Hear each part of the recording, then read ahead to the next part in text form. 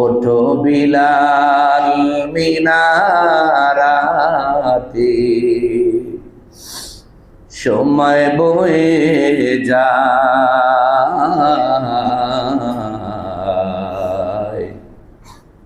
আজান দাও গো মধুর সুরে, শুনতে মনে চায়।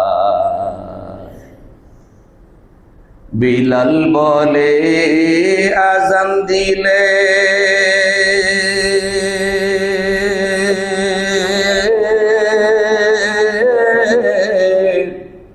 কলিজায় মোর আগুন জ্বলে। আমার আজান কে শুনিবে,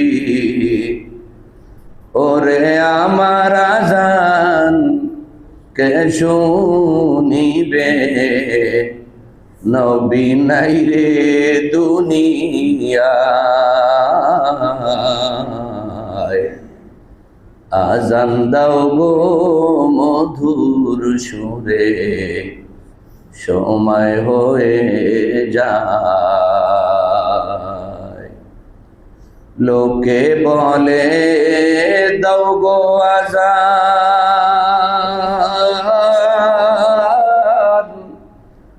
ঠান্ডা হবে তামাম জাহান। তোমার আজান শুনলে মোদের ঘুম ভাঙ্গিয়া যায়। আজান দাও গো মধুর সুরে, শুনতে মনে চায়। ওঠো বিলাল মিনারাতে, সময় বয়ে যায়। আজান দাও গো মধুর সুরে, শুনতে মনে চায়।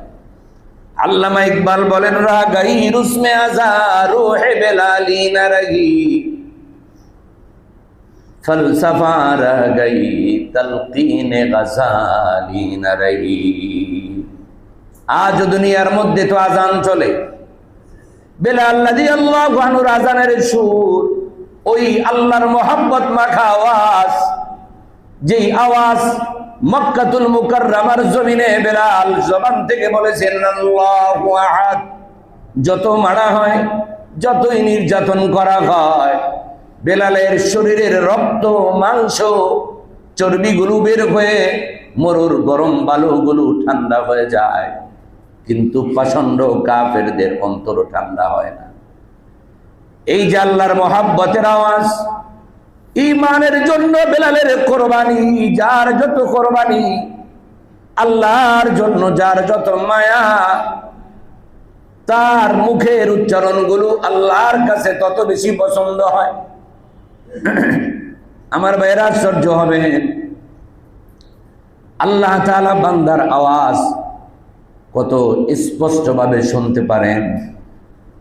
28 নম্বর পারা।